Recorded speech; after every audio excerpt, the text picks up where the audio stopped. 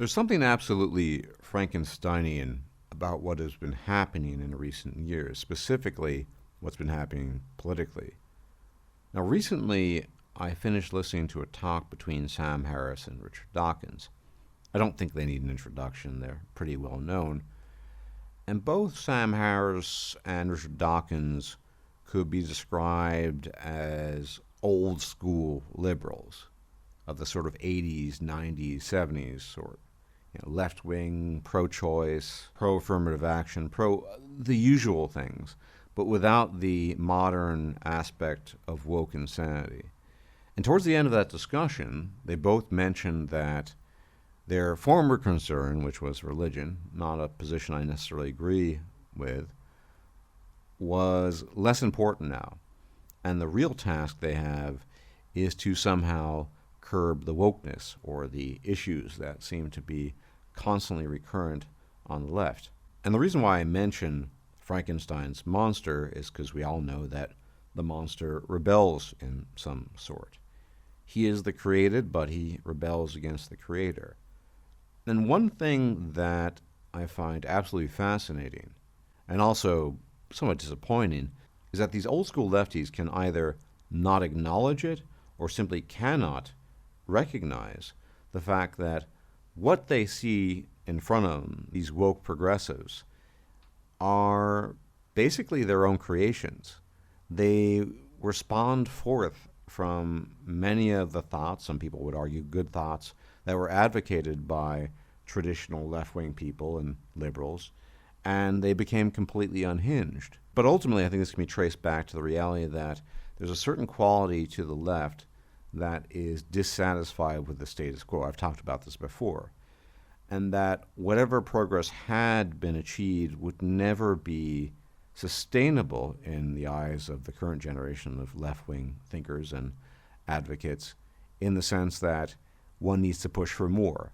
It's not good enough that we have increased numbers of X group of minorities in X job or at X university. We need to have parity, or we need to have even more. And the quest for this never ends. And though I am somewhat sympathetic with people being swamped and overwhelmed by the wokeness that we can all bear witness to, I think these people like Sam Harris, Richard Dawkins, and I think Brett Weinstein is a fantastic example of what one might almost call the pet eating its own master, in the sense that these people at Evergreen, an institution that he chose to work at, specifically because it had certain policies and certain ways of approaching education and teaching, that it somehow escaped him, Brett Weinstein in this case, that things would end up this way. That if you aim for boundless, endless equality, whatever that means, that people will take it to the next level, and that nothing will ever satisfy them in their pursuit of a so-called perfect world, which is completely unachievable. Instead of acknowledging some responsibility in producing this type of wokeness, they are strangely disaffected with regards to it. They acknowledge that it's a problem. A matter of fact, one of the reasons why Richard Dawkins and Sam Harris acknowledge that the wokeness needs to be combated is because Sam Harris and Richard Dawkins, and many others I should add, are very concerned about the possible re-election of Trump. I think it's very likely, in my own humble opinion, that Trump will get reelected precisely because the left keeps on banging the same drums. It has been banging for quite some time, and the coastal elites don't change, and essentially we're in more or less the same circumstances that gave rise to Trump in the first place. I don't care one way or another. I don't have a particularly positive opinion of Trump, nor do I have a particularly negative one. But people like Sam Harris are terrified of the possible re-election of Donald Trump and 4 more years of Trump. But this is the thing. I think in order to combat some of this, they need to, in part, take responsibility for pushing things in a certain direction. It's all well and good to want to achieve something and to make your voice heard. But the fact that there's a kind of systematicity to classical left-wing people, so to speak, old school lefties like Sam Harris, Richard Dawkins, and in the case of Brett Weinstein, an actual old school progressive, in that they completely ignore the opposite end, the scales of balance, as it were.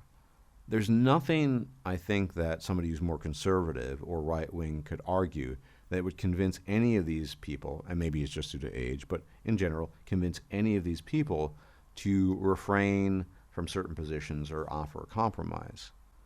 And so what's been happening is this split between the old school left and what I think is now mainstream left, which is insane wokeness, everything is racist, everything is sexist, everything is problematic, blah, blah, blah.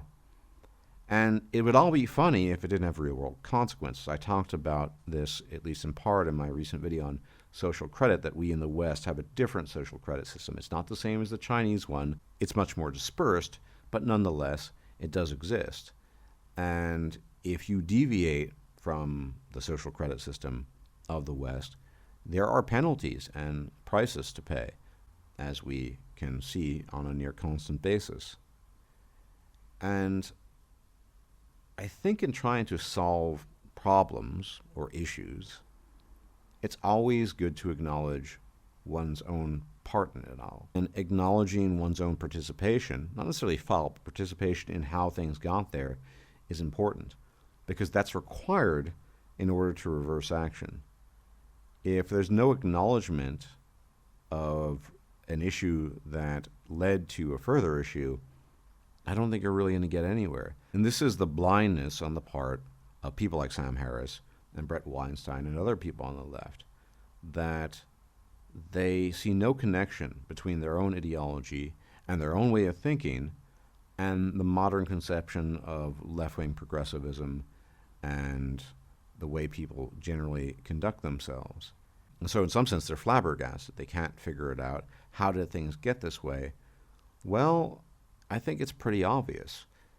For the better part of 4 decades, maybe even longer, 5 decades, things have been moving overall in a very left-wing direction.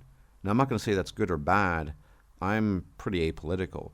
But they have been moving leftwards on every relevant issue, whether it's abortion, views of religion, views of immigration, views of affirmative action, etc., etc. And when you have that tendency, you are going to inevitably, I think, end up with the situation we find ourselves in now, where despite all the progress, it's still not enough. And the creations are now turning on the creators. All the people who pushed for certain things to happen, things born primarily of a left-wing or progressive ideology, that paid no attention to the scales of balance in the process and didn't think that there would be consequences down the line. Well, now they have their cake, and I suppose they're eating it too. Because their fears are well-founded. People like Sam Harris or Brett Weinstein or Eric Weinstein, that, yeah, Trump probably will get reelected. I don't think personally that's the end of the world. It's neither here nor there, but they think that, and that's an issue.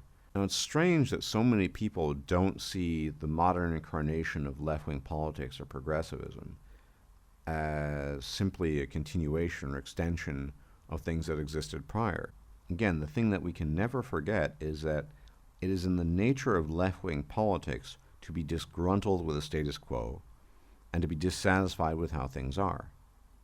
So we'll never reach a stage where there are enough women CEOs, or there are enough minorities at Harvard University, or academic achievement gaps are filled in enough. It will never, ever reach that stage because, again, it's in the nature of the ideology itself, left-wing politics, and particularly in the nature of the created, rebelling against their creators. Their creators are the Gen X's, the boomers, the people who pushed for a lot of policies which may or may not be good depending on your political position and perspective, but nonetheless led us to the current state of affairs. And now they're paying the piper. Now they're in a state where they simply cannot comprehend how things got this bad. Well, to quote the figure of Jesus, do not look to the splinter in his eye, but look to the mote in your own. The reality is that we got here because well-intended people, I suppose, thought certain things, thought that ignoring political balance, ignoring political equilibrium. Wouldn't matter one way or another. And so here we are. I don't see a way out of that. Matter of fact, I think the divisions will continue, and Trump will probably get reelected, which at least gives the left-wing people and progressives something to complain about. They do love complaining about Trump. And after that, only the gods know. Until the next time, gentlemen, if I'm still alive, I'll check you out later. As always, may the gods give you more than they take away. Enjoy your weekend. If you liked this video, please like, share, and subscribe. And if you enjoy my content, please consider making a donation or becoming a patron. Thanks for watching.